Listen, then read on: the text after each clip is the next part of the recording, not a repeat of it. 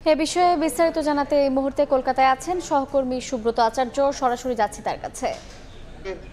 একেবারে প্রথম সারি বলা ভালো ১ নম্বর হাসপাতাল, যে হাসপাতাল সাধারণত পশ্চিমবঙ্গের আপামর জনগণের চিকিৎসা সেবা নিশ্চিত করেন, সেই হাসপাতালে এসএসকেএম হাসপাতালে। আর আমার পেছনে রয়েছেন বিভিন্ন ক্লাসের বিভিন্ন বর্ষের যে চিকিৎসকরা, যারা ইতিমধ্যেই আপনি জানেন যে ইতিমধ্যেই আজকে কিন্তু গোটা ভারত জুড়ে চিকিৎসকরা যে ঘটনা ঘটেছে আজ অগাস্ট রাতে, গভীর রাতে আরজিকর হাসপাতালের একজন নারী চিকিৎসককে যেভাবে নির্মমভাবে পাশবিক নির্যাতন করার পর হত্যা করা হয়েছে, সেই নারী চিকিৎসককে হত্যা করার ঘটনার পর প্রথমে যে জানেন চিকিৎসকরা প্রথমে এই আন্দোলন শুরু করেন এবং তারপর এই চিকিৎসকদের আন্দোলন ক্রমেই নাগরিক আন্দোলনে রূপ নিতে থাকে এবং সর্বোপরি সাধারণ সব শ্রেণী পেশার মানুষ এখন সমস্ত মতভেদ, রাজনৈতিক মতভেদ ভুলে তারা কিন্তু ইতিমধ্যেই আন্দোলনে সামিল হয়েছেন। তারা বলছেন যে এই একটা প্রশাসনিক ব্যবস্থা, সেই প্রশাসনিক ব্যবস্থা যেটা গতানুগতিক চলছে, সেই ব্যবস্থার পরিবর্তন প্রয়োজন।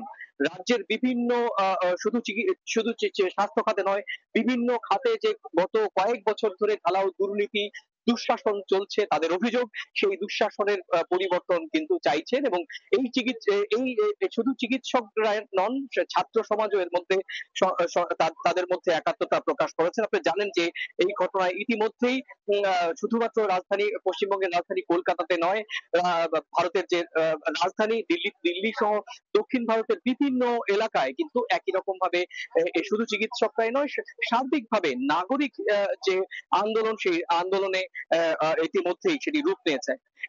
বলতে হবে যে এই ঘটনায় যার বিরুদ্ধে মূলত যে অভিযোগটা উঠেছে, রাজ্য প্রশাসন, তৃণমূল কংগ্রেসের রাজ্য প্রশাসনের বিরুদ্ধে অভিযোগ উঠেছে। রাজ্য প্রশাসনের পক্ষ থেকে মমতা বন্দ্যোপাধ্যায় কিন্তু ইতিমধ্যেই বলেছেন যে এই ঘটনাটি তারাও নিন্দা করছেন। ইতিমধ্যে জানেন যে গতকালও তিনি কিন্তু রাজপথে নেমে এই ঘটনার দৃষ্টান্তমূলক শাস্তি দাবি করেছেন। আপনি জানেন ইতিমধ্যে এই ঘটনাটি কেন্দ্রীয় তদন্তকারী দল সিবিআই এর হাতে অলরেডি সিবিআই তাদের হাতে নিয়েছে। ইতিমধ্যে কিন্তু দফায় দফায় ওই মেডিকেল কলেজ হাসপাতালের অধ্যক্ষ সঞ্জীব ঘোষকে তাকে দফায় দফায় জিজ্ঞাসাবাদ করা হচ্ছে। একই সঙ্গে কিন্তু আপনি জানেন যে কদিন আগে যখন রাত দখল শিরোনামে নারীরা যে আন্দোলনের ডাক দিয়েছিলেন, সেখানে আপামর নারী পুরুষ সমবেত ভাবে 15ই আগস্ট স্বাধীনতা দিবসের রাতে যেভাবে সংগঠিত হয়েছিলেন এবং তখন যে সন্ত্রাসী হামলা হয়েছিল, তারপরে কিন্তু আন্দোলনের যে গতিমুখ সেটি কিন্তু আরো বেশি বেগবান হতে শুরু করে। তো এই ছিল আমার কাছে ভারতের যে কর্তব্যরত চিকিৎসকদের যে 24 ঘন্টা যে ধর্মঘট, সেই ধর্মঘটে আমার কাছে থাকা এখনো পর্যন্ত এসএসকেএম হাসপাতাল থেকে আমার কাছে থাকা এখনো পর্যন্ত সবশেষ তথ্য। আমরা সরাসরি ছিলাম ভারতের পশ্চিমবঙ্গের কলকাতায়।